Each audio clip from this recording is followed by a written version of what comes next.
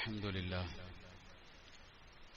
لله الذي هدانا لهذا وما كنا لنهتدي لولا أن هدانا الله والصلاة والسلام على أشرف رسل الله وعلى آله وأصحابه الفائزين برضا الله أما بعد أعوذ بالله من الشيطان الرجيم بسم الله الرحمن الرحيم ويسألونك عن الروح قل الروح من أمر ربي وما أوتيتم من العلم إلا قليلا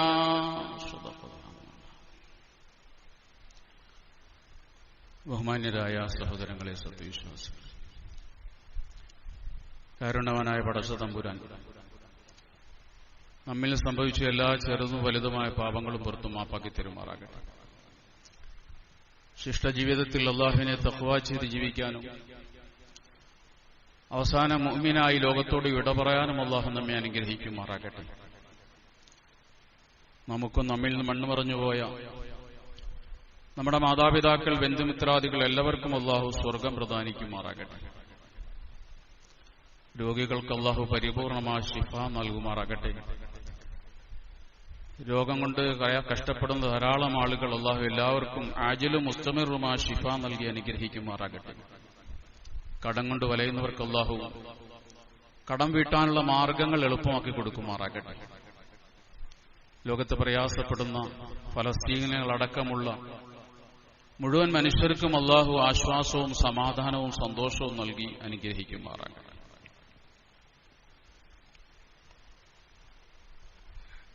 Duncan മക്ഡൂഗൽ എന്ന് പറയുന്നത് അമേരിക്കയിലെ ഒരു പ്രശസ്തനായ ശാസ്ത്രജ്ഞനാണ്. 1866 ജനിച്ച് 1920 മരണപ്പെട്ട അദ്ദേഹം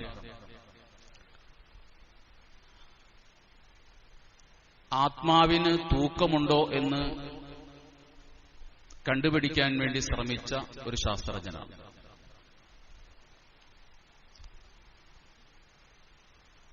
ഒരാൾ മരണപ്പെടുന്ന സമയത്ത് അയാളിൽ നിന്നും ആത്മാവ് പുറത്തു പോകുന്നുണ്ടോ എന്ന് ശാസ്ത്രലോകത്ത് ധാരാളം പരീക്ഷണങ്ങൾ നടന്നിട്ടുണ്ട്. പക്ഷേ അതൊന്നും ഒരു പോസിറ്റീവായ റിസൾട്ട് ഇതുവരെ കൊണ്ടുവന്നിട്ടില്ല. എന്നാൽ ഡങ്കൻ മക്ഡൂഗൽ അദ്ദേഹം 1901 മുതൽ 1907 വരെയുള്ള 6 വർഷ കാലഘട്ടം അതിനെക്കുറിച്ച് പഠിക്കാൻ വേണ്ടി മാറ്റിവെച്ചു. അങ്ങനെ അദ്ദേഹത്തിന്റെ പഠന റിപ്പോർട്ട് 1907 മാർച്ച് മാസത്തിൽ അദ്ദേഹം പുറത്തുവിട്ടിട്ടുണ്ട്. അത് പോസിറ്റീവായൊരു റിസൾട്ടായിരുന്നു. അദ്ദേഹം പരിശോധിച്ചത് ഒരാൾ മരണപ്പെടുന്ന സമയത്ത് അയാളിൽ നിന്നും ആത്മാവ് പുറത്തു പോകുന്നുണ്ടോ, ഉണ്ടെങ്കിൽ അതിനെത്ര തൂക്കമുണ്ടാകും.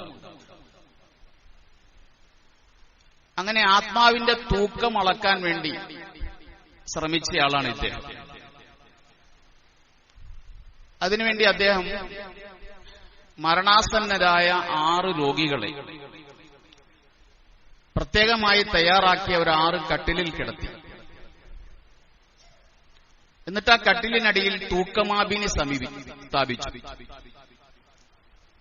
6 തൂക്കമാപിനിയും ആ കട്ടിലിനടിയിൽ സ്ഥാപിച്ചിട്ട്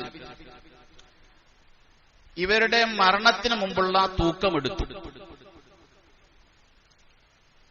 മരിച്ചതിന് ശേഷമുള്ള ഇവരുടെ തൂക്കവും എടുത്തു നോക്കി. അപ്പോൾ അദ്ദേഹം കണ്ടത് 21 ഗ്രാമിന്റെ വ്യത്യാസം മരിക്കുന്നതിന് മുമ്പ് മരിക്കുന്നതിന് ശേഷവുമായിട്ട് ഉണ്ടായിത്തീരുന്നുണ്ട് എന്നാണ്. അതുകൊണ്ട് അദ്ദേഹം 1907 മാർച്ചിൽ അദ്ദേഹം പറഞ്ഞു, മനുഷ്യന്റെ ആത്മാവിന്റെ തൂക്കം 21 ഗ്രാമാണ്. കാരണം 21 ഗ്രാമാണ് മരണത്തിന് മുമ്പുള്ളതിനേക്കാൾ മരണത്തിന് ശേഷം കുറവ് കാണിക്കുന്നത്. 2003 ഒരു ഹോളിവുഡ് സിനിമയും ഇറങ്ങിയിട്ടുണ്ട്, 21 ഗ്രാം എന്ന പേരിൽ. അതും ഈ ആത്മാവിനെ ആസ്പദമാക്കിക്കൊണ്ടാണ്. ഇതേ പരീക്ഷണം അദ്ദേഹം ഒരു 15 നായ്ക്കളിൽ നടത്തി നോക്കി.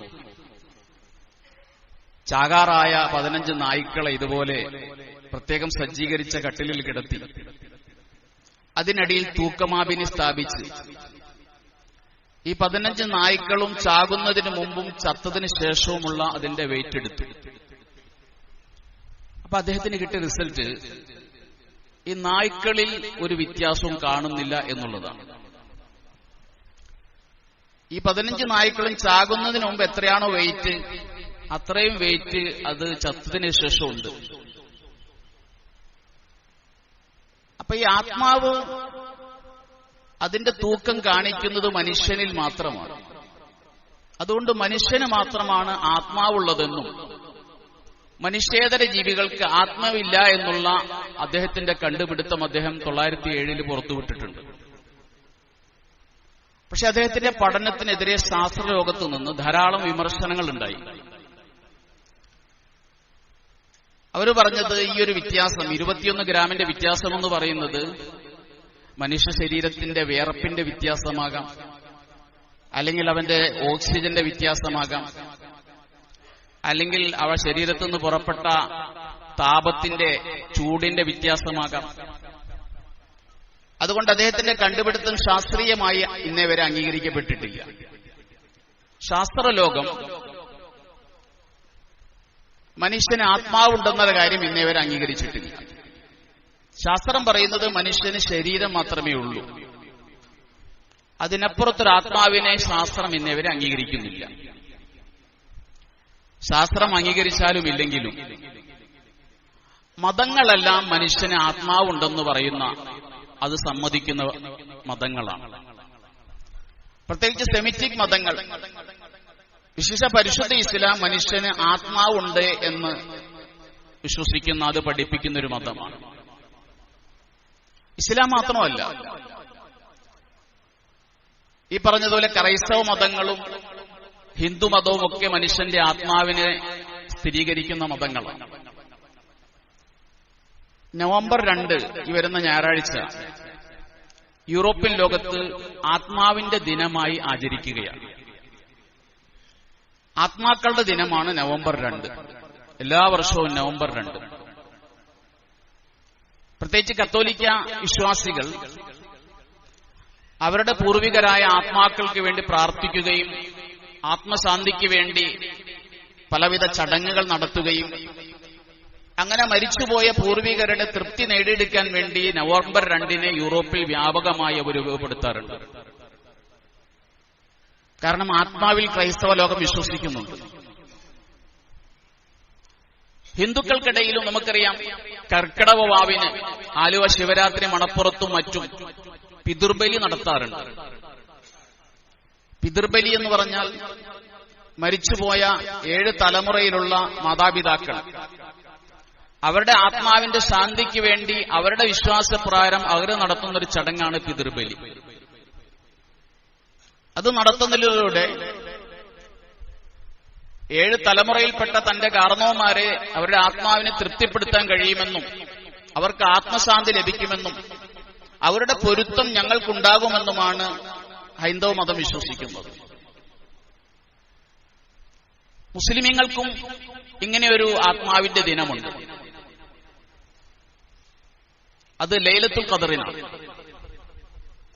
ലൈലത്തുൽ ഖദറിന് തനസ്സുലുൽ മലായികത്തു വറൂഹു, മലക്കുകൾ ഇറങ്ങി വരും, റൂഹും ഇറങ്ങി വരുമെന്ന് സൂറത്തുൽ ഖദറിൽ അല്ലാഹു പറയുന്നു. എന്താണ് റൂഹ് എന്ന വിഷയത്തിൽ 14 അഭിപ്രായങ്ങൾ പണ്ഡിതന്മാർക്ക് ആ വിഷയത്തിലുണ്ട്. പ്രബലമായ അഭിപ്രായം റൂഹ് എന്ന് പറഞ്ഞാൽ ജിബ്രീൽ അലൈഹിസ്സലാമാണ് എന്നുള്ളതാണ്. മറ്റൊരഭിപ്രായം റൂഹ് എന്ന് പറഞ്ഞാൽ ആത്മാക്കളാണ്, മരിച്ചുപോയ നമ്മുടെ കാരണവന്മാരുടെ ആത്മാക്കൾ തന്നെയാണ്. അങ്ങനെയും ഒരു അഭിപ്രായം പണ്ഡിതന്മാർക്കുണ്ട്. ലൈലത്തുൽ ഖദറിന്റെ രാത്രിയിൽ ആത്മാക്കൾ പടച്ചവനോട് ചോദിക്കും, അല്ലാഹുവേ, ഞങ്ങൾക്ക് ഞങ്ങളുടെ വീടുകൾ സന്ദർശിക്കാൻ ഒന്ന് അനുവദിക്കണം. അല്ലാഹു അനുവദിക്കുകയും ആത്മാക്കൾ വീടുകളിൽ വരികയും നിങ്ങൾ ഞങ്ങൾക്ക് വേണ്ടി സദഖ ചെയ്യൂ എന്ന് ആവശ്യപ്പെടുകയും ചെയ്യുമെന്ന് ചില പണ്ഡിതന്മാർ അതിനെ വ്യാഖ്യാനിച്ചിട്ട് പറയുന്നുണ്ട്. ആത്മാവെന്നുള്ളത് ശാസ്ത്രലോകം അംഗീകരിച്ചില്ലെങ്കിലും നമ്മെ സംബന്ധിച്ചിടത്തോളം മനുഷ്യന്റെ ആത്മാവെന്നുള്ളതൊരു യാഥാർത്ഥ്യമാണ്. ലോകം രണ്ടുള്ളതുപോലെ മനുഷ്യരും രണ്ടാണ്, ദൃശ്യലോകം അദൃശ്യലോകം. അതേപോലെ മനുഷ്യനും ദൃശ്യ മനുഷ്യനാണ്, മറ്റൊന്ന് അദൃശ്യ മനുഷ്യനാണ്. ദൃശ്യ മനുഷ്യനാണ് ഈ കാണുന്ന ശരീരം. അദൃശ്യ മനുഷ്യൻ എന്ന് പറയുന്നത് മനുഷ്യന്റെ ആത്മാവാണ്. അറബിയിൽ റൂഹ് എന്നതിനെ കുറിച്ച് പറയും. ആ റൂഹ് മനുഷ്യ ശരീരത്തിൽ നിന്നും പോകുമ്പോഴാണ് മനുഷ്യന് മരണം സംഭവിക്കുക. റൂഹ് അള്ളാഹു കൊടുത്തിട്ടുള്ളത് മനുഷ്യന് മാത്രമാണ്. മനുഷ്യന്റെ മാത്രം പ്രത്യേകതയാണ് റൂഹ് എന്നുള്ളത്. 4-ാം മാസം ഒരു മാതാവിന്റെ ഗർഭാശയത്തിൽ ഒരു കുട്ടി 4 മാസം പൂർത്തിയായി കഴിയുമ്പോൾ അപ്പോഴാണ് ആ കുട്ടിയുടെ റൂഹിനെ ആ ശരീരത്തിലേക്ക് അള്ളാഹു തആല പ്രവേശിപ്പിക്കുക. റൂഹ് നേരത്തെ ഉള്ളതാണ്. നേരത്തെ അള്ളാഹു സൃഷ്ടിച്ചു വെച്ച റൂഹിനെ 4 മാസം ഗർഭം പൂർത്തിയാകുമ്പോൾ ആ കുഞ്ഞിലേക്ക് അള്ളാഹു തആല സന്നിവേശിപ്പിക്കുകയാണ്. അതാണ് സംഭവിക്കുക. മരണസമയത്ത് ആ റൂഹിനെ അള്ളാഹു തആല പിടിച്ചെടുക്കുക. മനുഷ്യന്റെ ശരീരമാണ് നശിക്കുന്നത്, റൂഹ് നശിക്കുന്നില്ല. ഇതാണ് നമ്മൾ റൂഹിനെ സംബന്ധിച്ച് വിശ്വസിക്കുന്നത്. മനുഷ്യനെ അള്ളാഹു തആല അള്ളാഹുവിന്റെ കൈകൊണ്ടാണ് സൃഷ്ടിച്ചത്. മറ്റ് ജീവികളെ അള്ളാഹു സൃഷ്ടിച്ചത് അള്ളാഹുവിന്റെ കുൻ എന്ന കെലിമത്ത് കൊണ്ടാണ്. നീ ഉണ്ടാകെന്ന് പറഞ്ഞപ്പോൾ ഉണ്ടായതാണ് മറ്റെല്ലാ ജീവികളുമെങ്കിൽ മനുഷ്യനെ അള്ളാഹു അവന്റെ കൈകൊണ്ട് സൃഷ്ടിച്ചു എന്നാണ് അള്ളാഹു തന്നെ പറയുന്നത്.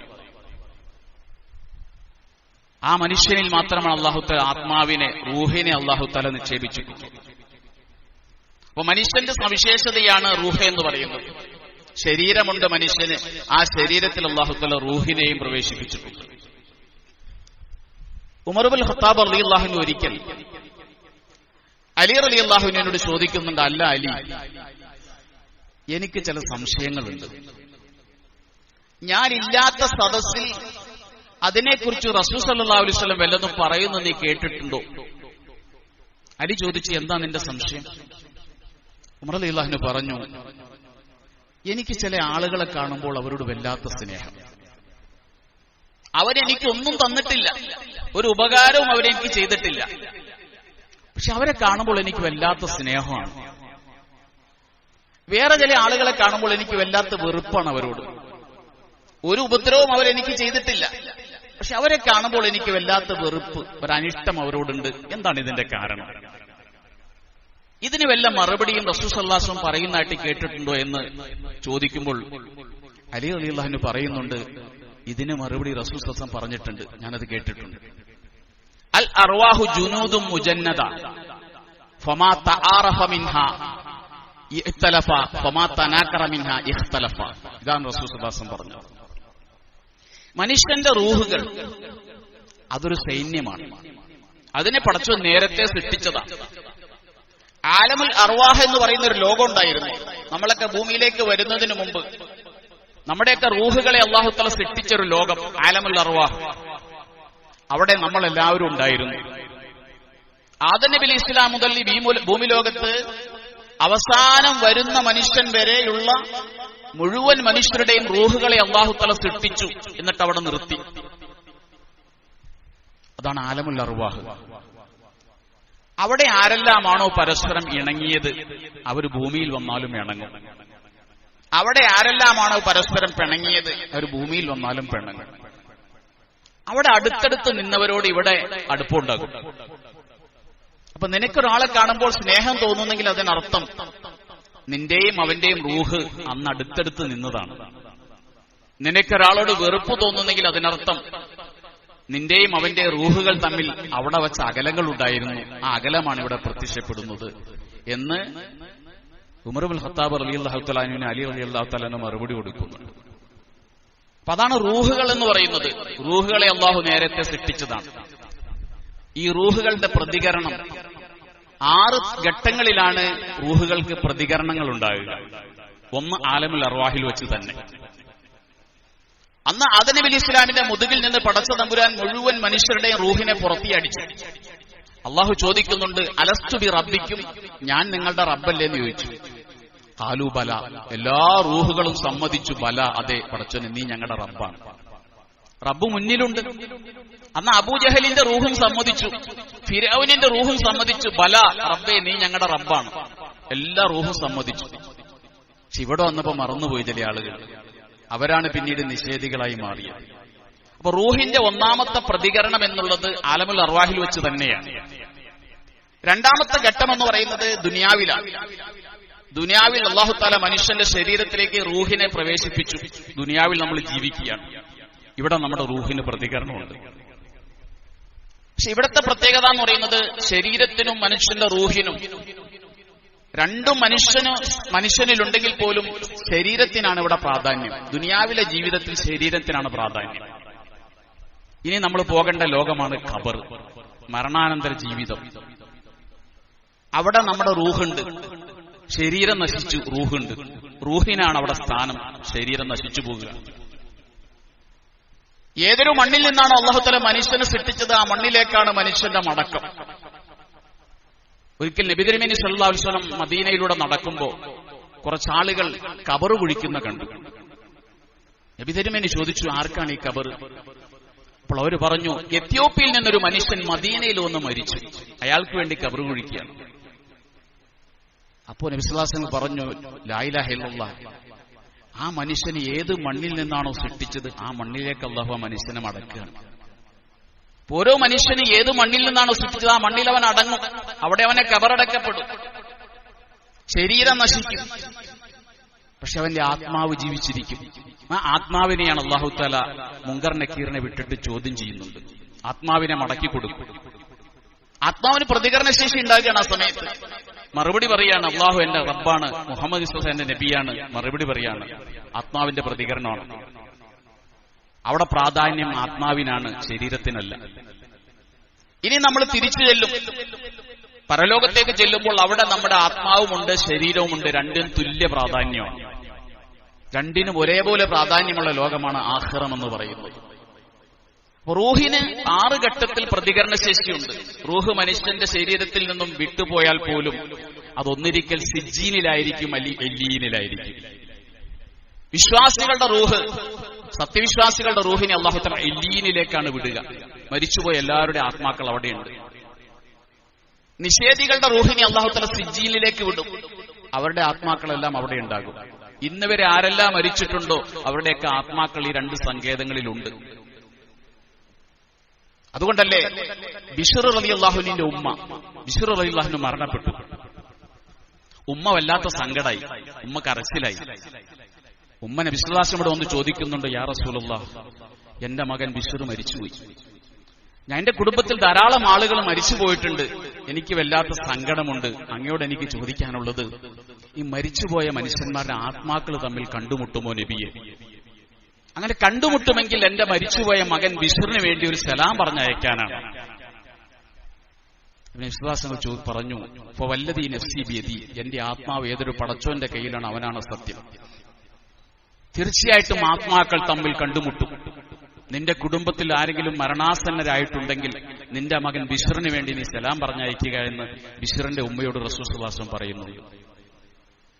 അപ്പൊ ആത്മാക്കളുടെ കണ്ടുമുട്ടൽ, ആത്മാക്കൾ ഇല്ലീനിലോ സിജ്ജീനിലോ ഉണ്ടെന്നും അത് പരസ്പരം കണ്ടുമുട്ടുമെന്നുള്ള കാര്യം യാഥാർത്ഥ്യമാണ്. തന്നെയല്ല, ഒരു മനുഷ്യൻ മരണപ്പെടുന്ന സമയത്ത് അവന്റെ ആത്മാവ് ഇല്ലീനിലേക്ക് ഉയർത്തപ്പെടുകയാണ് മോമിനാണെങ്കിൽ. ഈ ആത്മാവ് ചെല്ലുന്ന സമയത്ത് മറ്റ് ആത്മാക്കൾ ഒരുമിച്ച് കൂടും.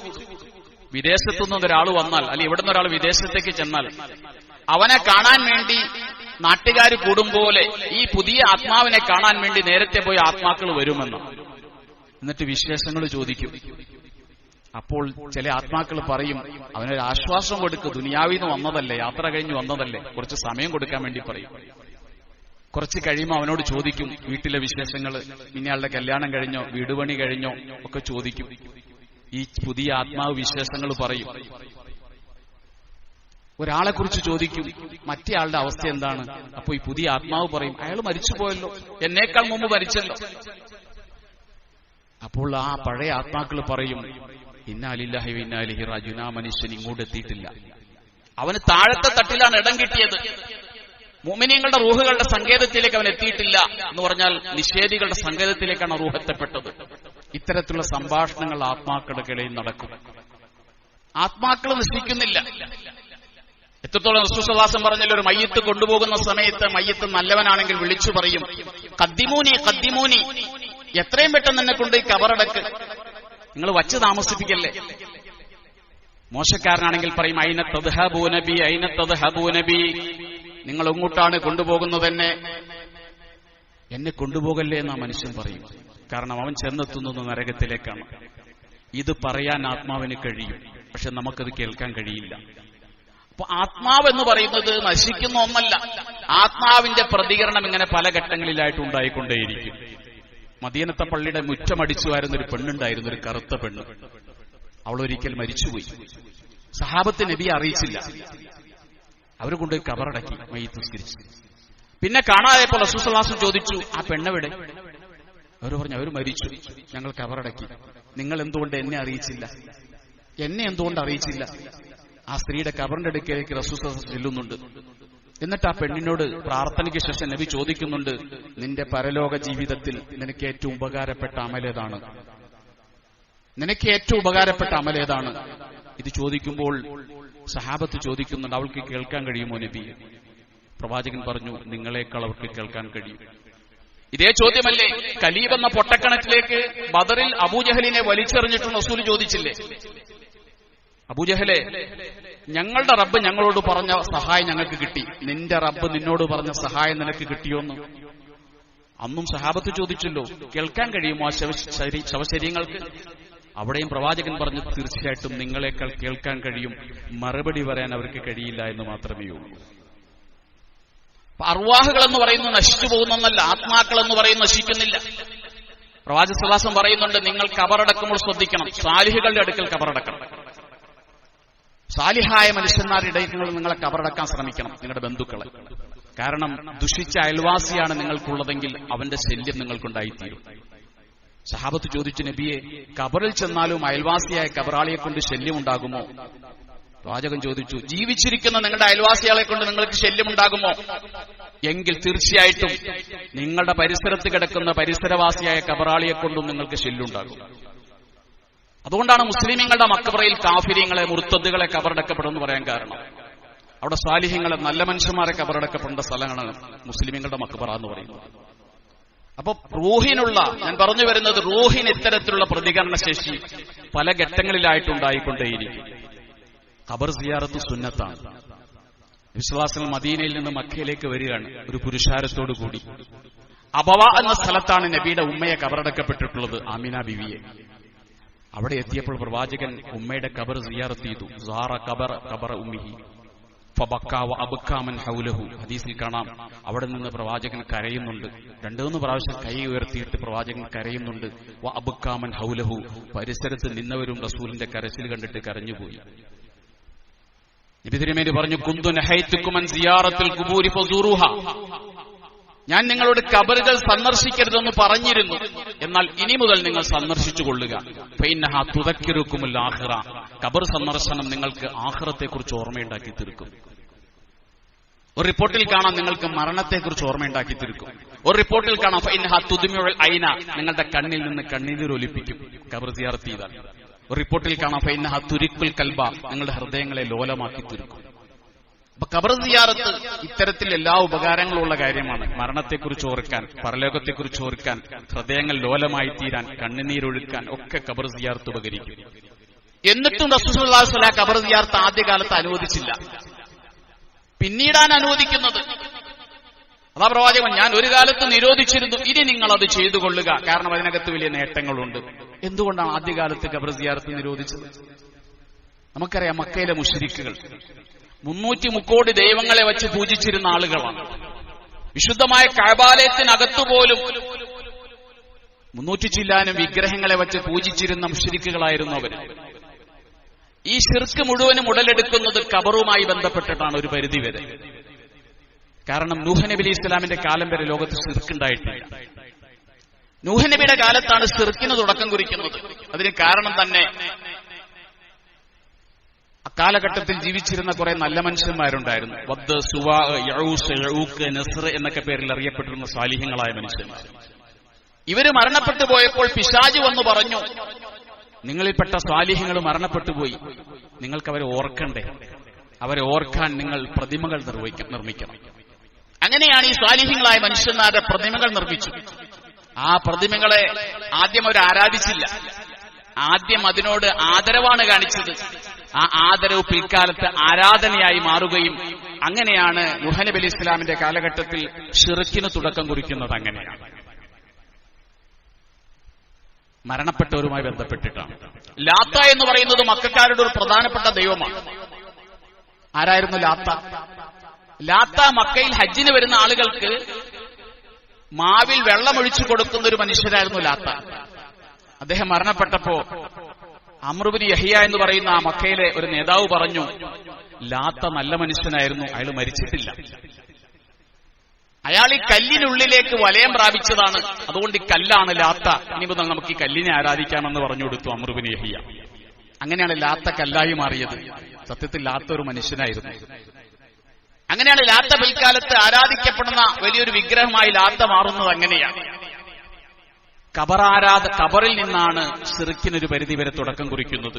അതുകൊണ്ടാണ് നബി തിരുമേനി സല്ലല്ലാഹു അലൈഹി വസല്ലം പറഞ്ഞത്, ഞാൻ ഒരു കാലത്ത് ഖബർ സിയാറത്ത് നിരോധിച്ചിരുന്നു, ഇനി നിങ്ങൾ ഖബർ സിയാറത്ത് ചെയ്തുകൊള്ളുക.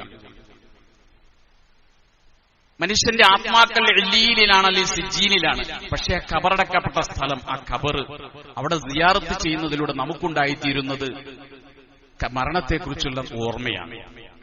അതുകൊണ്ടാണ് നമുക്കത് അനുവദിച്ചു തന്നത്. അപ്പോൾ തന്നെ ഖബറുകളോടുള്ള, ഖബറുമായി ബന്ധപ്പെട്ടിട്ടുള്ള അനാചാരങ്ങൾ അത് പരിശുദ്ധ ഇസ്ലാം നിരോധിച്ചിട്ടുണ്ട്. ഖബറിനോട് വേണ്ടത് ആദരവാണ്, ഖബറാളികളോട് വേണ്ടത് ആദരവാണ്. അത്യാചാരങ്ങൾ പാടില്ല, അനാദരവും പാടില്ല. ഇതാണ് ഇസ്ലാമിന്റെ നിലപാട്. ഖബറുകളോട്, ഖബറാളികളോട് ബഹുമാനം ഉണ്ടാകണം. ജീവിച്ചിരിക്കുമ്പോൾ എങ്ങനെയാണോ നാം അവരെ ബഹുമാനിച്ചത്, അതേ ബഹുമാനം മരണത്തിന് ശേഷവും അവരുടെ ആ ഖബറാളികളോട് നമ്മൾ കാണിക്കണം. അതുകൊണ്ടാണ് റസൂൽ സല്ലല്ലാഹു അലൈഹി വസല്ലം ഒരിക്കൽ ബിശ്ർ സിയാസിയ എന്ന് പറയുന്ന സഹാബി പറയാണ്, ഞങ്ങൾ നബിയുടെ കൂടെ ഒരിക്കൽ ഇങ്ങനെ നടക്കുകയാണ്, ഒരു ഖബറുകളുള്ള പ്രദേശത്തെത്തി. മുശ്രിക്കീങ്ങളുടെ ഖബറുണ്ട്, മുസ്ലിമീങ്ങളുടെ ഖബറുണ്ട്. അവിടെ മുശ്രിക്കീങ്ങളുടെ ഖബറിന്റെ അടുക്കൽ ചെന്നിട്ട് നബി സല്ലല്ലാഹു അലൈഹി വസല്ലം പറഞ്ഞു, ലഖദ് സബഖ ഹൗലായി ഖൈറൻ കസീറ, ഈ കിടക്കുന്ന ഖബറാളികൾ ഒരുപാട് നന്മ നഷ്ടപ്പെടുത്തി പോയ ആൾക്കാരാണ്. മുഅ്മിനീങ്ങളുടെ ഖബറിന്റെ അടുക്കൽ ചെന്നിട്ട് പറഞ്ഞു, ലഖദ് അദറക ഹൗലായി ഖൈറൻ കസീറ, ഈ കിടക്കുന്ന ഖബറാളികൾ ഒരുപാട് നന്മകൾ നേടിപ്പോയ ആളുകളാണ്. ഇങ്ങനെ പറഞ്ഞു നിൽക്കവേ ഒരാൾ ആ ഖബർസ്ഥാനിലൂടെ, മുസ്ലിമീങ്ങളുടെ ഖബറടക്കിയ ആ പ്രദേശത്തൂടെ ഒരാളിങ്ങനെ ചെരുപ്പിട്ട് പോകുന്ന റസൂൽ സല്ലല്ലാഹു അലൈഹി വസല്ലം കണ്ടു. അല്ലെ ചെരുപ്പിട്ട് ഇങ്ങനെ ഉലാത്തുകയാണ് ഖബറിലൂടെ, മക്ബറയിലൂടെ. ഉടനെ അദ്ദേഹത്തെ വിളിച്ചു, യാ സാഹിബത് സിബ്തിയത്തൈൻ അൽഖി സിബ്തിയത്തൈൻ, ഈ ചെരുപ്പിട്ട് നടക്കുന്നവനെ ആ ഖബർസ്ഥാനിൽ നിന്ന് ചെരുപ്പൂരി മാറ്റിവെക്കും. ഖബർസ്ഥാനിലൂടെ ചെരുപ്പിട്ട് നടക്കല്ലേ എന്ന് റസൂൽ അദ്ദേഹത്തെ വിളിച്ചു പറയുന്നുണ്ട്. ഖബർസ്ഥാനിൽ ചെരുപ്പിട്ട് നടക്കൽ തെറ്റല്ല, പക്ഷെ ഈ ഇദ്ദേഹം ധരിച്ചിരിക്കുന്ന ഈ ചെരുപ്പ്, സിബിത്തിയത്തെ എന്ന് പറയുന്ന ചെരുപ്പ്, വേണ്ട രീതിയിൽ ശുദ്ധീകരിക്കാത്ത തോല് കൊണ്ടുണ്ടാക്കപ്പെട്ട ചെരുപ്പാണ്. അതിനകത്ത് നജിസുണ്ടാകാം. പ്രവാചകൻ അദ്ദേഹത്തെ വിളിച്ച് മുന്നറിയിപ്പ് നൽകാണ്, ഇവിടെ നീ ചെരുപ്പിട്ട് നടക്കരുത്, ഇവിടെ കിടക്കുന്ന ഖബറാളികൾ അവർ ബഹുമാനിക്കപ്പെടേണ്ടവരാണ്, ആദരിക്കപ്പെടേണ്ടവരാണ്. അപ്പൊ ഖബറാളികളോട്, ഖബറിനോട്, ഖബറടക്കപ്പെട്ട പ്രദേശത്തോടൊക്കെ നമുക്കുണ്ടാകേണ്ടത് ആദരവാണ്. അതുകൊണ്ടാണല്ലോ ഫത്ഹുൽ മുഈൻ പോലുള്ള സാഫി മദ്ഹബിന്റെ ഗ്രന്ഥങ്ങൾ പോലും പറയുന്നുണ്ട്, ഖബറിന്റെ മുകളിൽ ചവിട്ടൽ കറാഹത്താണ്. ആ ഖബറടക്കപ്പെട്ട മയ്യിത്ത് ദ്രവിക്കുന്നതിന് മുമ്പ് ഖബറിന്റെ മുകളിൽ ചവിട്ടൽ കറാഹത്താണ്. മയ്യിത്ത് ദ്രവിച്ചാൽ ആ സ്ഥാനം തീർന്നു. മയ്യിത്തിന്റെ അസ്ഥികൾ ദ്രവിക്കുന്നത് വരെയാണ് ആ ഖബറിന്റെ അവകാശം ഖബറടക്കിയ ആളുകൾ, ആ ബന്ധുക്കൾക്കുള്ളൂ. പിന്നെ അവകാശമില്ല. മയ്യത്തിന്റെ അസ്ഥികൾ ദ്രവിച്ചാൽ പിന്നെയും മണ്ണ് കൂട്ടിവെച്ച് അതിന്റെ മുകളിൽ മരം നട്ടുപിടിപ്പിച്ച് ആ ഖബറിനെ ഉടമപ്പെടുത്താൻ വേണ്ടി ശ്രമിക്കുന്ന പരിപാടി തെറ്റാണ്. അസ്ഥി ദ്രവിച്ചതോടുകൂടി ആ ബന്ധുക്കളുടെ അവകാശം അതിനകത്ത് അവസാനിച്ചു. പിന്നെ ആ ഖബറിന്റെ മുകളിൽ ചവിട്ടൽ കറാഹത്തില്ല, തെറ്റില്ല. അത് നമ്മൾ പ്രത്യേകം മനസ്സിലാക്കണം. മയ്യത്ത് ദ്രവിച്ചു കഴിഞ്ഞാൽ പിന്നെയും ആ ഖബറിന്റെ മേലിൽ അധികാരം സ്ഥാപിക്കാൻ നിൽക്കരുത്. നമുക്കറിയാം, ഖബറടക്കാനുള്ള സ്ഥലങ്ങൾ പരിമിതമാണ്.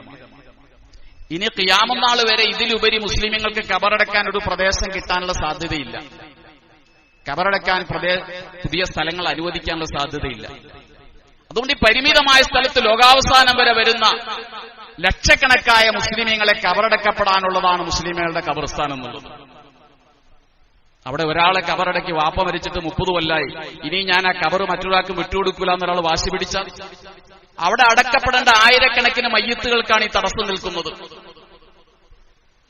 അതുകൊണ്ട് മയ്യത്തിന്റെ അസ്ഥി ദ്രവിച്ചാൽ നമ്മൾ പിന്നെ അവകാശവാദം ഉന്നയിക്കരുത്. നമ്മുടെ അവകാശം തീർന്നു. ഇപ്പോ സർക്കാർ SIR-ഉം NEP ഒക്കെ കൊണ്ടുവരാൻ ശ്രമിക്കുകയാണല്ലോ. പുതിയ അതിതീവ്ര വോട്ടർ പട്ടിക പരിഷ്കരണം നവംബർ 4 മുതൽ നമ്മുടെ വീടുകളിൽ കയറിയിറങ്ങി. ഇപ്പോൾ നമുക്കാർക്കും വോട്ടില്ല. പുതിയ വോട്ടർ പട്ടിക ചേർക്കാൻ വേണ്ടി ശ്രമിക്കുകയാണ്. അതോടൊപ്പം തന്നെ NEP എന്ന് പറയുന്ന ദേശീയ വിദ്യാഭ്യാസ നയം സംസ്ഥാനത്ത് അടിച്ചേൽപ്പിക്കാൻ വേണ്ടി ശ്രമിക്കുക. ഇതിന്റെയൊക്കെ പിന്നിൽ നമ്മൾ കാണേണ്ടത് അപകടകരമായ ഒരു സാഹചര്യത്തിലേക്ക് നമ്മുടെ നിലനിൽപ്പ് പോയിക്കൊണ്ടിരിക്കുകയാണ്. ഒരു രാജ്യം, ഒരു ഭരണകക്ഷി, ഒരു രാജ്യം, ഒരു രാഷ്ട്രീയ പാർട്ടി, ഒരു രാജ്യം, ഒരു ഭാഷ, ഒരു രാജ്യം, ഒരു ഭക്ഷണം, ഒരു വേഷം, ഒരു രാജ്യം, ഒരു മതം, ഇങ്ങനെ എല്ലാ അർത്ഥത്തിലേക്കും പോകാൻ വേണ്ടി ഫാസിസ്റ്റ് സർക്കാർ ശ്രമിച്ചുകൊണ്ടിരിക്കുകയാണ്.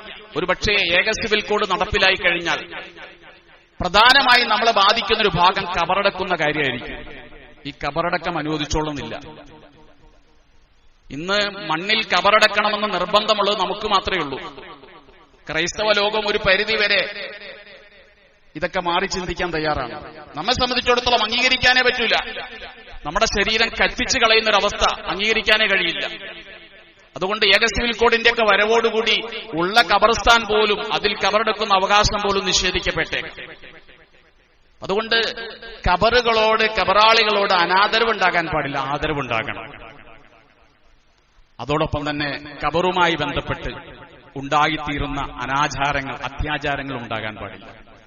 രണ്ടുപേരെ ഒരു ഖബറിൽ ഖബറടക്കൽ, ഒരാണിനെ ഒരു പെണ്ണിനെ, അവർ തമ്മിൽ ഭാര്യ ഭർത്താക്കന്മാരല്ലെങ്കിൽ, അല്ലെങ്കിൽ കുടുംബബന്ധം, വിവാഹം ഹറാമായ ബന്ധമില്ലെങ്കിൽ രണ്ടുപേരെ ഒരു ഖബറിൽ ഖബറടക്കുക എന്നുള്ളത് ഹറാമാണ്.